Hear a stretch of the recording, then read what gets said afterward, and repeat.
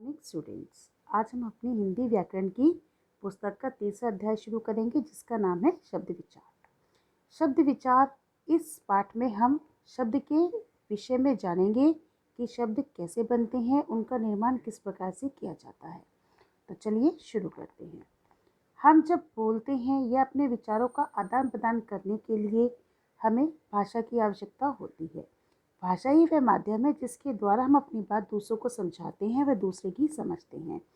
पर भाषा के प्रयोग के लिए हमें भाषा के उचित रूप का भी जानना आवश्यक है। भाषा का निर्माण जो है वो शब्दों के बिना नहीं हो सकता और शब्दों के निर्माण के लिए ध्वनियों का ज्ञान होना हमें आवश्यक है, क्योंकि बोलते समय हम जिन ध्वनियों का सहारा लेते हैं उनसे ही शब्दों का निर्माण होता है। शब्द में प्रत्येक ध्वनि का स्थान निश्चित होता है। कहने का मतलब ये है कि हम अपनी भाषा में जिन शब्दों का प्रयोग करते हैं वे शब्द कहाँ से आते हैं, किस प्रकार उनका निर्माण किया जाता है, किन ध्वनियों को मिलाकर एक शब्द बनता है, ये हम जानेंगे। तो देखिए नीचे जो पहला एक एग्जाम्पल दिया है, जैसे कि आप पहले पढ़ चुके हैं वर्ण विच्छेद। यहाँ पर आपको वर्ण विच्छेद ही दिया गया है। वर्ण विच्छेद में क्या होता है, वर्णों को यानी कि स्वर और व्यंजन को दोनों ही ध्वनियों को अलग अलग करके लिखना कहलाता है हमारा वर्ण विच्छेद। और जब हम इन स्वर और ध्वनियों सभी ध्वनियों को एक साथ मिलाकर लिखते हैं तो बन जाता है हमारा शब्द। जैसे देखिए पहला वाला जो एग्जाम्पल है उसमें हमारा सारे ध्वनियों को मिलाकर जो शब्द बना है वो है बालक। उसके बाद दूसरे वाले उदाहरण में जितनी भी ध्वनियाँ दी गई हैं, पहले व्यंजन और फिर उसके बाद स्वर, इन सबको मिलाकर क्या बना है हमारा शब्द पुस्तक। इस प्रकार जब भी हम स्वर और व्यंजन दोनों को मिलाकर एक शब्द बनाते हैं तो चलिए देखते हैं।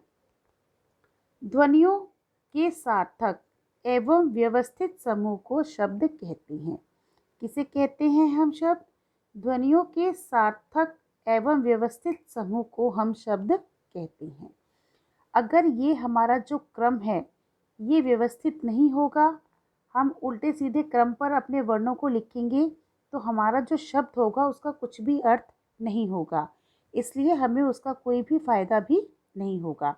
इसलिए सार्थक शब्द के लिए, सार्थक जिसका कुछ अर्थ हो, उस शब्द के लिए जितने भी हम ध्वनियों का प्रयोग करेंगे उन सबका व्यवस्थित समूह में होना जरूरी है। अब आता है हमारा शब्द और पद में अंतर। शब्द और पद में क्या अंतर है? वृक्ष, घर, गांव, सूर्य, ये सब हमारे सार्थक शब्द हैं। जब हम इन शब्दों को पढ़ते हैं तो इनकी एक पिक्चर, तस्वीर जो है वो हमारे दिमाग में आ जाती है, और जब ये शब्द वाक्य में प्रयुक्त होते हैं तब ये कहलाते हैं पद।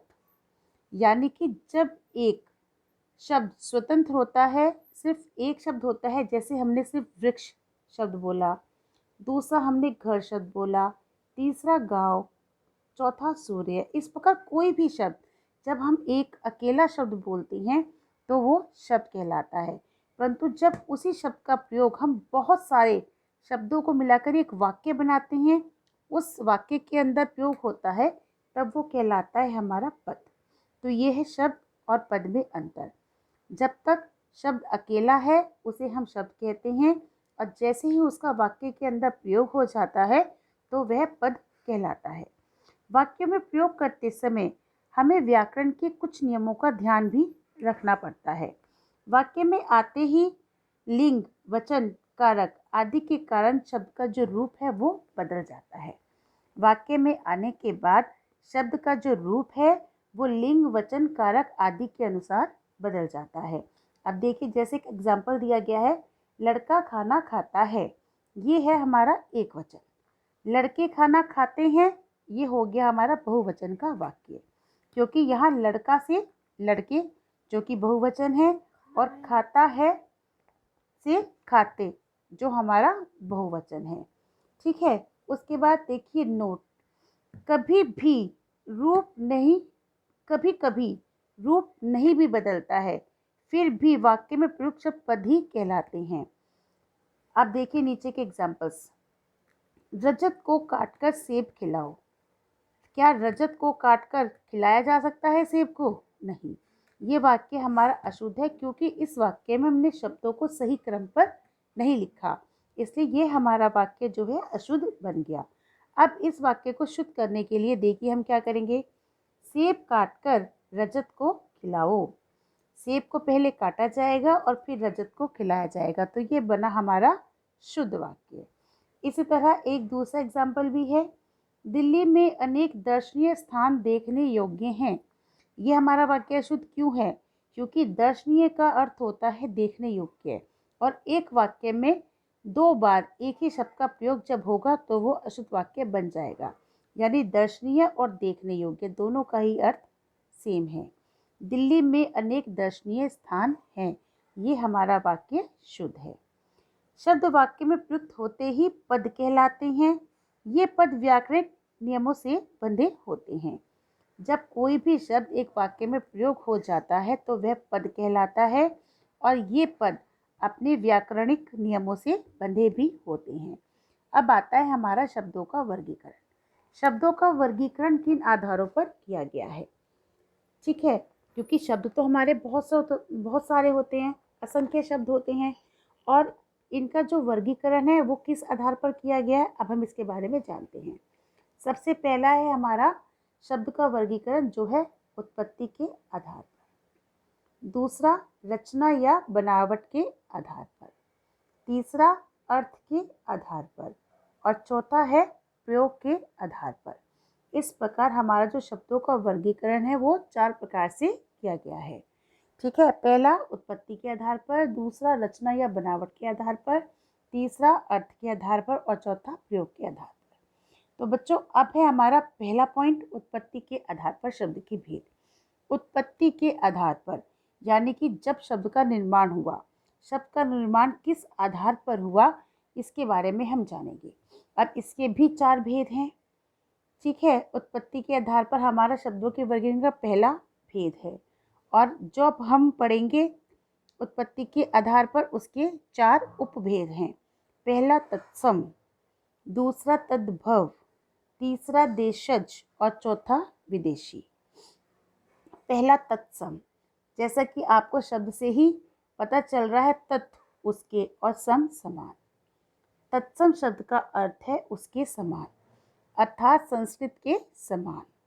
जो शब्द संस्कृत से हिंदी में आ गए हैं और उसी रूप में प्रयुक्त होते हैं जैसे संस्कृत में होते थे, वे शब्द कहलाते हैं तत्सम। जैसे जो शब्द संस्कृत के हैं और हमने उन्हें उसी रूप में अपनी भाषा हिंदी में प्रयोग कर लिया है, वो कहलाते हैं तत्सम। जैसे ग्राम शब्द, ग्राम संस्कृत भाषा का शब्द है जिसे हमने हिंदी में प्रयोग किया। सर्प, रात्रि, प्रातः, ये कुछ ऐसे शब्द हैं जिन्हें हम संस्कृत भाषा से उठाकर अपने हिंदी में ज्यों के तो ही प्रयोग कर लेते हैं। और देखिए जैसे आपकी पुस्तक में भी उदाहरण दिए गए हैं, किरण, वृक्ष, अग्नि, स्वप्न आदि। यानी कि जो संस्कृत के शब्द हैं उनके रूप में किसी प्रकार का कोई भी परिवर्तन किए बगैर हमने उन्हें अपनी भाषा हिंदी में ले लिया है, वे कहलाते हैं हमारे तत्सम शब्द। ठीक है, इसके बाद इसका जो दूसरा भेद है वो है तद्भव। जैसा कि इसमें भी नाम से पता चल रहा है, तद्भव, उसका भाव। ठीक, तद्भव का शाब्दिक अर्थ है उससे बनने वाला। वे शब्द जो संस्कृत के शब्दों से थोड़ा रूप बदलकर बने हैं वे कहलाते हैं तद्भव शब्द। तद्भव का शाब्दिक अर्थ है उससे, उससे क्या क्या अर्थ है? संस्कृत, संस्कृत से बनने वाला। वे शब्द जो संस्कृत के शब्दों से थोड़ा रूप बदलकर बने हैं वे कहलाते हैं तद्भव शब्द। यानी कि एक तरह से हम कह सकते हैं संस्कृत के जो शब्द हैं उनका जो भाव हम हिंदी भाषा में लेते हैं वो कहलाता है तद्भव। जैसे अग्नि से आग बना, दुग्ध से दूध, सर्प से सांप, ऐसे और भी बहुत से उदाहरण हैं जो हम अगले पेज पे पढ़ते हैं। चलिए देखिए, सत्य से सच, कूप से कुआं। तो ये बहुत सारी एक तालिका दी गई है जिसे आप ध्यान से पढ़ेंगे। उसके बाद उत्पत्ति के आधार पर जो तीसरा भेद है हमारा वो है देशज शब्द। देशज, जैसा कि हमें नाम से भी पता चल रहा है, हमारे ही देश में बोली जाने वाली विभिन्न लोगों के द्वारा बोले गए शब्द। देशज शब्द पूर्णतः ग्रामीण आंचलों में बोले जाते हैं। देशज शब्द पूर्णतः ग्रामीण अंचलों में बोले जाते हैं और वे भी भाषा के अंग ही होते हैं। हिंदी क्षेत्र के विभिन्न अंचलों में बोले जाने वाले शब्द इस वर्ग में आते हैं, जैसे खिड़की, पगड़ी, जूता, लोटा, कटोरी, रोटी, डिबिया, झटपट, ठेला, खटखटाना आदि।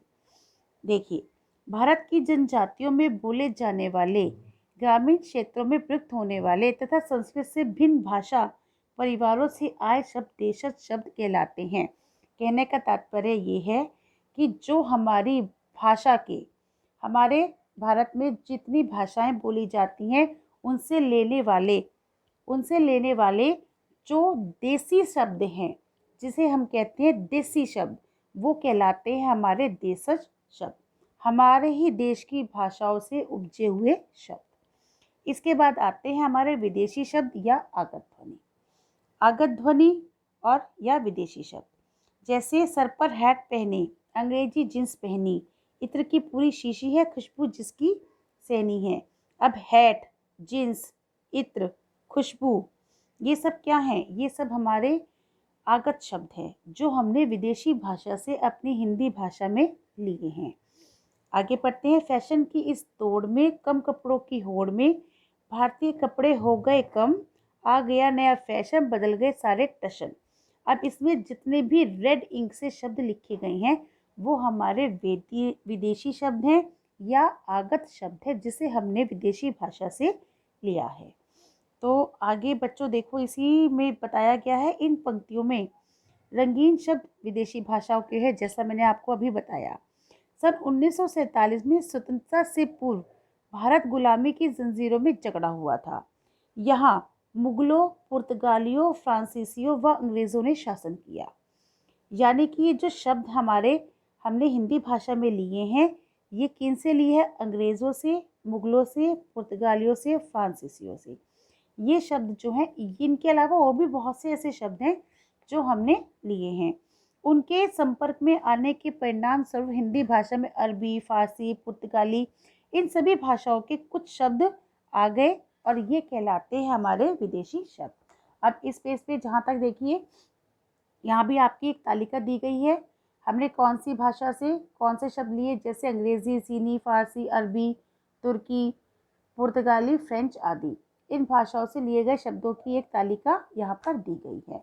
तो बच्चों, आज हमने एक भेद किया है जिसके हमने 4 उपभेद भी पढ़े।